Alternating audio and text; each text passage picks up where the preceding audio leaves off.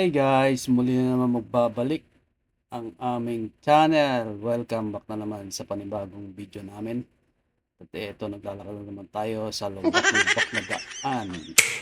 At dito nga kasama ko yung mga duwende. Nagayang maglakad-lakad dito sa dulo. Ayan, kung nakakita nyo sila. Ay, si Miguel, si Tonton, si Maymay, si Biboy, at saka si Sam ang kasama ko dyan. Mga dwarfs. Lang pala yung dwarfs dyan. 4 lang sila.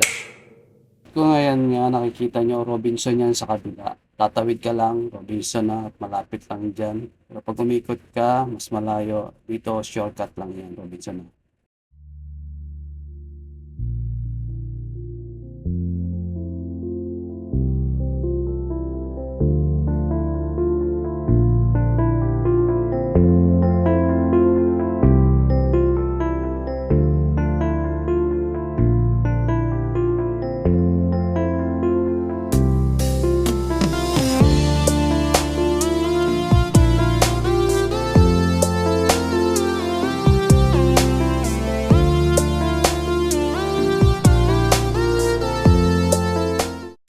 Dito nga pala nag-uusap-usap yung mga duwende. Gusto nilang pumunta ng dulo. At para mas mabilis po, fast forward muna natin ng konti.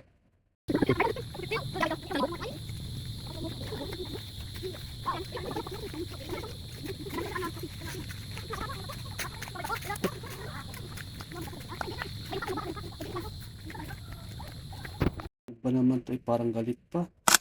Itsurang katuloy.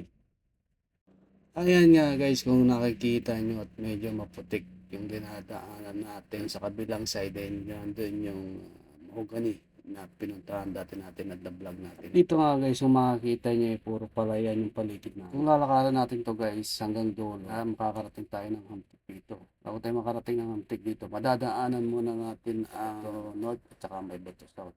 Pero hindi na tayo makakarating dun. So, gawa ng medyo madilim na dito ko. Kaya nag-decide ako na dito lang kami banda dahil mahirap na. Mga bata pa naman yung kasama ko. At dito ngayon may nakita akong tulay. Naging curious lang ako. Kaya tumawid ako. Tinignan ko kung ano yung laman nung na nakalagay yan. Kasi parang swimming pool to. Yung pala, ulingan pala to. Hindi ko na nag-decide na lang ako bumalik ulit. Nakita nyo, yan ang tinatawag na irigasyon, yung may tubig na yan. So yung irigasyon pala na yan guys, mahaba yan hanggang dulo. Kasi gawa ng puro pala yan dito sa lugar na may irigasyon. At tuwing tag-ulan, yan, mas mano yung tubig niya, malakas yung tubig. Pero hindi umaapaw yan. Tuloy-tuloy yan. Ay kung nakikita nyo dun sa video natin, yung pala yan. Yung iba nag-second cropping na dyan. Kasi tapos na sila ng first cropping. So, ay chamba nila. At mataas yung tubig, makapag-second cropping sila. Tutuusin nga guys, maraming magandang tanawin dito sa amin. Yan. Kung nakakita nyo, magandang tanawin, di ba? Yan. Yan parte na ng San Remeo, yung pinunta natin pag-vlog kami sa Aningalan. Nakikita nyo yung pala yan. Ang ganda dito. Hindi pa lang natin na-discover yung iba. Totoo lang guys, first time ko na pumunta dito sa dulo na to. Ilang 2 years pa lang ako dito nakabalik. Ngayon lang ulit ako nakapunta dito sa dulo na to na sobrang ganda. Kaso lang medyo maputik. Pero okay lang yun. Sana naman tayo sa putik. Yan tayo nang galing sa putikan. At ayun nga guys, pasensya na sa ating microphone. Hindi medyo karagal, hindi malaman. Kung lasing mo na, pasensya nyo na. Dahil wala pa tayong magandang microphone. Dahil headset lang itong gamit natin. Ayun.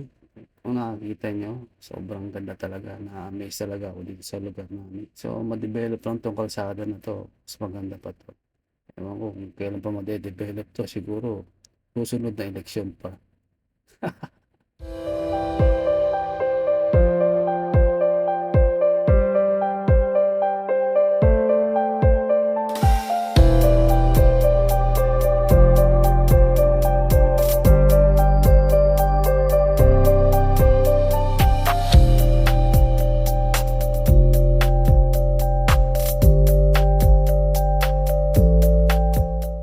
At ayun nga guys, nag-decide na akong bumalik dahil madilim na dito. Mahirap na kasi mga kabataan kasama natin. At naniniwala pa rin ako sa sinasabing mga bati-bati na yan. Hi dali ay. At dito nga guys ay ipa-fast forward na lang natin para mas mabilis yung ating lakad.